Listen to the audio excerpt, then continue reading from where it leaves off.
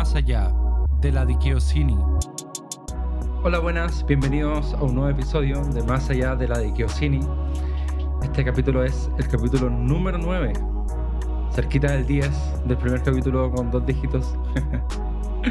No es tan importante, pero sí, para mí va a ser importante porque vamos a tener una sorpresa para el próximo episodio, así que para que estén también atentos a lo que se viene. Como siempre, agradecer el apoyo de aquellas personas que han podido hablar a través de redes sociales o en persona. Agradecer el apoyo, las palabras, comentarios y todo tipo de manifestación, ya sea positiva o de otro índole, que me han hecho llegar. Hoy ando muy formal hoy día, pero ha sido muy bueno, me gusta saber lo que Dios hace, ¿ya? Y bueno, me anima también para seguir trabajando en este contenido. También, como siempre, te invito a apoyar. Hay varias formas, dando like en YouTube, siguiendo en Spotify, suscribiéndose en YouTube igual, comentando si tú quieres hacerlo y compartiéndolo. Sobre todo esa es una gran forma de ayudar gratuitamente, compartir los episodios a alguien que tú pienses que le puede servir, le puede ayudar o le puede llamar la atención. Así que, sin mucho más, vamos al episodio, capítulo 9, que hoy día se llama Todo es tuyo. Todo es tuyo. Parece título de una canción romántica, pero no es una canción romántica, sino que es una verdad, creo que tenemos que tener en cuenta, ¿ya? Una verdad que yo pienso que es muy importante eh, importante para al final entender cómo funciona el mundo y también moldear nuestra visión acerca de este. Así que para comenzar quisiera contarles una historia. Me gusta contar historias. Y esto tiene cabida en un mundo donde yo era muy pequeño. Ya tenía mis primeros años de vida. Y me acuerdo bueno, en la casa nunca tuvimos tantas cosas, la verdad. Eran muy pocas. Me alcanzaba para lo justo, si es que. Pero, pero, pero en eso de mi mamá, era una persona muy esforzada. Es una persona muy esforzada. Entonces, siempre habían cosas para nosotros, ¿ya? Y bueno, aprovecho de honrarla porque por su sacrificio aquí, tanto yo como mi hermano hemos podido hacer muchas cosas. Bueno, en eso de que estábamos en mi casa, mi mamá siempre compraba galletas dulces, que eran para ella, la verdad. Eran para ella y las dejaba ahí en el mueble y a veces igual me compraba a mí. O sea, siempre me compraba a mí, en verdad. Pero a veces se me hacían pocas porque no podíamos comprar siempre. Entonces me las terminaba de comer porque a mí siempre me han gustado las galletas hasta el día de hoy, me gustan mucho. Y yo sé que no hacen bien, ya. Pero ese tiempo cuando era niño no me pasaba nada a mi organismo, creo, no sé, puede ser que sí. No, quizás no estoy consciente de las consecuencias que eso trajo, pero bueno, comía galletas y claro, se me hacían pocas, entonces me daba hambre, o me daban, más que hambre en verdad era como de goloso, como me gustaban tanto quería comer más. Y en eso de que quería comer más, la única opción posible eran las galletas de mi mamá. Y estuve varios meses haciendo esto. Iba, iba al mueble donde estaban las galletas y le sacaba de a una o de a dos galletas, como a la semana, ¿ya? Y las disfrutaba, me las comía de a poquito y las disfrutaba. ¡Ay, qué buena! Pero después me sentía muy mal porque le había sacado galletas a mi mamá, que eran suyas. Pero las ganas de comer galletas no me dejaban libre, entonces tenía que volver a la semana siguiente, sacar una, dos. A veces me exageraba en este ímpetu y sacaba 4 galletas y oraba para que nadie supiera o para que no se supiera que había sacado tantas galletas. El punto acá es que, bueno, en eso de que estaba en este modus operandi delictual, modus operandi delictual, un día mi mamá me dice, conversemos. Y yo así, ¿por qué íbamos a conversar? Y me empieza a hablar y me dice, me hace una pregunta y me dice, yo estaba niño, obviamente, ¿has estado sacando galletas de mis galletas? Y yo así, muy avergonzado. Me pillaron, me encontraron. Y, y avergonzado le dije que sí, que había estado sacando galletas. Y me traté de justificar diciendo que eran poquitas galletas a la semana. Y en ese momento, cuando yo esperaba el mayor de los juicios, mi mamá me dice lo siguiente. Me dice, ¿y por qué te sientes mal por haberme sacado? Yo todas las cosas que compro para la casa, que compro para mí, también son para ti. Y así que tranquilo. Y me acuerdo que eso fue como súper impactante en mi infancia, porque em, no sé si a ustedes les pasa lo mismo, pero a mí me cuesta saberme hijo. Sé que soy hijo, pero me cuesta saberme hijo. Generalmente siempre cuando niño pasaba mis días solo, entonces, porque a mi mamá le tocaba trabajar, mis hermanos también llegaban tarde, entonces pasaba solo la mayor parte del día. Entonces me acostumbré más o menos a vivir de forma independiente, y, pero ese día cuando ocurrió esa situación, mi mamá me dijo eso, me acuerdo que fue como chocante y por primera vez quizás me supe hijo, supe que era hijo. Y te cuento esto porque con junto con esta historia, que me emociona un poquito, me acordaba de otra historia que está en la Biblia y que vamos a leer y que va a ser em, los versículos que vamos a tener en cuenta. Y esta historia está en Hechos 8. Vamos a leer del 9 al 13, del 18 al 20 y el versículo 23. Un poco saltado para que no sea tanto tiempo. Y esta historia es de una persona que se llamaba Simón y está en el contexto de estas misiones que hicieron los apóstoles. Así que vamos a leer. Dice así. Y cierto hombre llamado Simón hacía tiempo que estaba ejerciendo la magia en la ciudad y asombrando a la gente de Samaria, pretendiendo ser un gran personaje. Y todos, desde el menor hasta el mayor, le prestaban atención, diciendo, este es el que se llama el gran poder de Dios. Le prestaban atención porque por mucho tiempo los había asombrado con sus artes mágicas. Pero cuando creyeron a Felipe, que anunciaba las buenas nuevas del reino y el nombre de Cristo Jesús, se bautizaban, tanto hombres como mujeres. Y aún Simón mismo creyó, y después de bautizarse, continuó con Felipe, y estaba atónito al ver las señales y los grandes milagros que se hacían.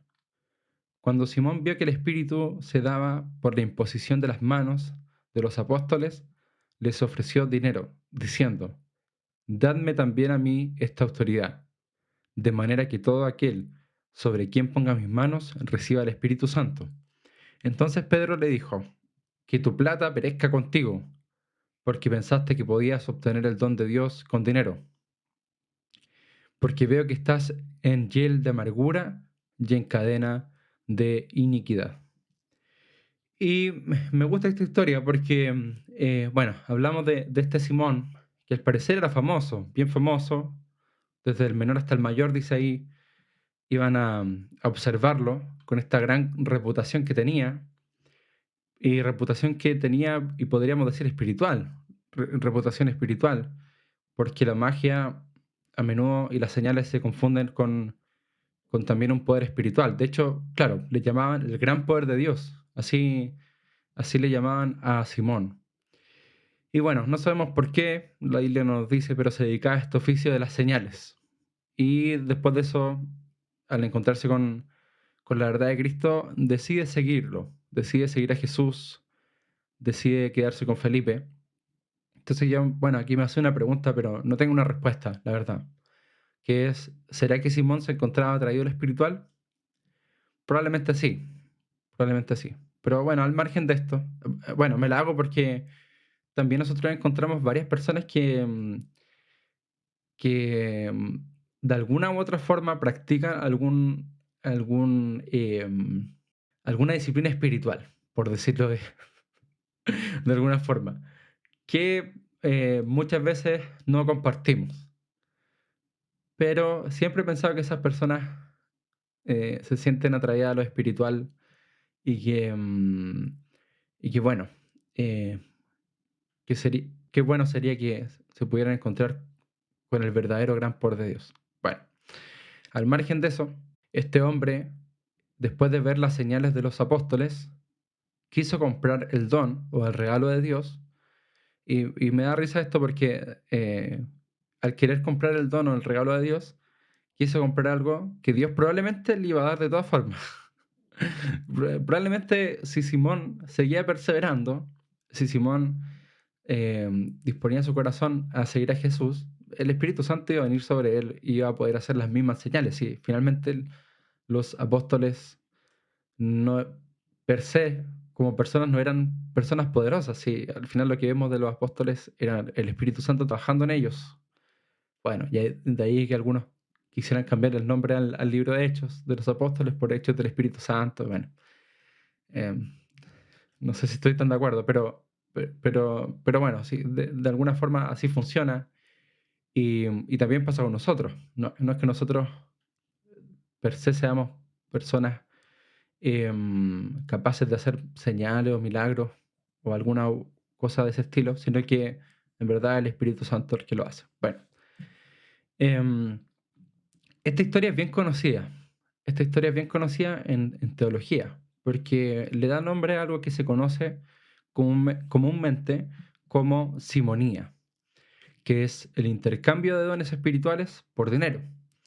De hecho, en la iglesia encontramos periodos dentro de su historia en donde, por ejemplo, se vendían indulgencias, es decir, perdón de todo tipo de pecados, o sea, literal, todo tipo de pecados a cambio de dinero. Bueno, el descalabro fue tal que incluso se aceptaban indulgencias anticipadas por pecados futuros. O sea, iban, por ejemplo. De hecho, hay una historia bien conocida. Ay, no me acuerdo los detalles, pero voy a contarla como a grosso modo de una persona que quería matar a otra en el futuro. Fue a, pagó por su indulgencia, el sacerdote lo perdona anticipadamente y esta persona va con la conciencia limpia, perdón, a matar a este otro y desencadenó esto una serie de situaciones muy relacionadas con la reforma. Bien, bueno, y el dinero que se ganaba con esta indulgencia, con esta simonía, en esta compra de dones espirituales, era el financiamiento y fue el financiamiento eh, para, por ejemplo, varias obras arquitectónicas, como varias de las basílicas que vemos hoy. Todo esto respaldadísimo por la Iglesia y por el Papa. Bueno, Pedro aquí le responde que de ninguna manera a Simón y deja entrever que Simón se encontraba en amargura y también dice en cadenas de iniquidad. Creo aquí que esta amargura venía de los celos de Simón. Simón ya era el centro de atención. Probablemente había dejado de hacer las señales y seguía a Jesús, estas señales mágicas, por lo cual solamente le quedaba expectar lo que los apóstoles hacían.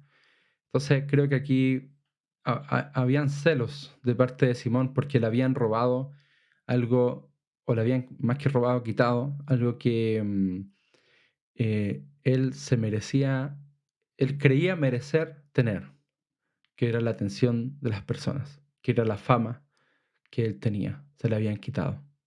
Le habían robado su trozo de pastel. Si la fama fuera un pastel, Simón tenía un trozo de pastel dentro de la fama, pero se le habían quitado los apóstoles. Entonces estaba celoso y pensaba acerca de esto que desear los recursos de Dios no tiene nada de malo. Nunca tenía nada malo. De hecho, Dios en la Biblia es súper enfático en que podamos pedirle cosas. pero el corazón detrás de esto sí que puede marcar una diferencia. A propósito de pastel y y de quitar cosas, pensaba en el principio económico, uno de los principios económicos más importantes, que nos dice que en nuestro mundo hay recursos limitados para necesidades ilimitadas. No sé si habías escuchado acerca de esto. En lo absoluto me considero un economista, pero esto sí lo he escuchado. Y creo que esta visión de la vida, de que existen eh, rebanadas de pastel limitadas para un hambre ilimitada, nos hace ver la vida de una forma bien macabra, de una forma bueno, limitada por lo demás, em, y de una forma bien engañosa, creo yo. ¿Por qué? Porque primero nos puede llevar a vivir una vida de celos, como este Simón. El recurso, por ejemplo, podemos pensar, el recurso que él tiene es un recurso menos para mí. No sé, a uno de los compañeros tuyos, ¿cierto? Le dieron una bonificación o lo ascendieron. Si a él lo ascendieron y le dieron una bonificación, que era para solo una persona dentro de la empresa, estoy poniendo un ejemplo muy burdo, pero para que se entienda, eso quiere decir que a ti no te van a ascender ni te van a dar la bonificación. Por lo tanto, esa rebanada del pastel, de la torta, se la están dando a otro. También nos lleva a vivir una vida de egoísmo. Si los recursos son limitados, entonces yo pierdo al darle a otros. Yo pierdo cosas, cosas que no voy a volver a obtener. Eh, tengo, tengo tal recurso dentro de mi patrimonio y el ser generoso, en realidad, siendo práctico y en base a este principio económico, es en realidad pérdida. O sea, si yo le regalo parte de mis recursos a otra persona, ya no los voy a ver más.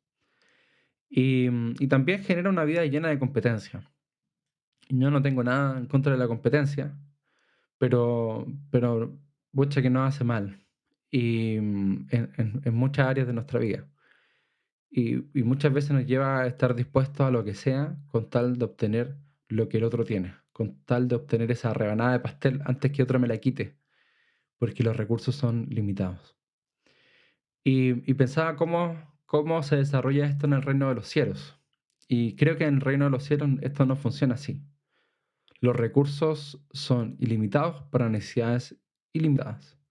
Si en el principio económico que nos rige los recursos son limitados para necesidades ilimitadas, en el reino de Dios los recursos son ilimitados. O sea, hay recursos para todos para necesidades ilimitadas. Espero hacerme entender realmente. Y a propósito de esta visión que nos plantea el reino de Dios, acerca de la provisión de Dios, del rey de este reino, em, pensaba en estas preguntas o me las hacía. Primero, sobre todo en estos tiempos difíciles, ¿qué percepción tengo de la vida en estos momentos donde la inflación ha aumentado, en estos momentos donde hay muchos problemas económicos, en estos momentos donde hay mucha inestabilidad, hay pocas expectativas acerca de lo que pueda suceder en el futuro, etcétera, etcétera? ¿Cuál es mi percepción de vida? Vivo como alguien em, que piensa en que en cualquier momento va a perder su rebanada de pastel o de torta, o vivo como alguien que confía en que Dios, en sus recursos ilimitados, puede proveerme. Eso por un lado. Segundo, vivo consciente de la provisión de Dios. O sea, realmente me puedo parar y pensar en que en realidad todo lo que tengo viene de Dios y que Dios puede hacer algo para proveerme en momentos difíciles. Esa es una pregunta que me hago. Y la tercera pregunta y última es, ¿vivo con celos del otro que está cerca mío? Em, ese es quizá uno de los síntomas más perceptibles cuando hablamos de una percepción de vida pensando en recursos limitados. em, es comenzar a tener celos. Por ejemplo, una persona lo felicitaron, le dijeron que lo había hecho muy bien, lo están promoviendo en el lugar donde estemos, la comunidad donde estemos, laboral, de iglesia, familiar, etcétera. Y una vida desde esta visión limitada nos haría tener celos, porque en realidad uno podría pensar que esta felicitación que se le está dando a este compañero, como se le está dando a este, ya no se me va a dar a mí. Espero estar haciéndome entender. Yo sé que puede ser enredado, pero, pero son muchas cosas, o sea, muchas cosas las que nos pueden estar sucediendo. Oye, ¿por qué? ¿Por qué le están dando, dando esta cosa a este y no a mí? ¿Por qué se permite esto con esta persona y no se permite conmigo? Podemos pensar, ¿por qué esta situación le ocurre a él y no me ocurre a mí? ¿Por qué Dios parece que lo tuviera a él como favorito y a mí me tiene como uno de los mejores guerreros con todas las situaciones difíciles? Dios, no soy tu mejor guerrero. Hay varios memes acerca de eso. Bueno, entonces pensaba en esto porque pucha que nos podemos amargar si es que vivimos así. Y te quería preguntar si te acuerdas de la primera historia, porque hay algo bien parecido que pasa en la Biblia y es acerca de un padre con su hijo, con el hijo mayor. Y estamos hablando de la parábola del hijo pródigo. Bueno, no voy a contar toda la parábola porque es bien conocida en general, pero ahí la puedes leer. Pero al final de esta historia, el hermano mayor tiene celos del hermano menor. ¿Por qué? Porque el padre, cuando volvió este hermano menor, hizo la tremenda fiesta, cosa que nunca había hecho con el hermano mayor. Y el hermano mayor creía merecérselo, creía merecer la rebanada del pastel que le estaban dando a su hermano menor, porque había sido muy bueno, muy buen administrador.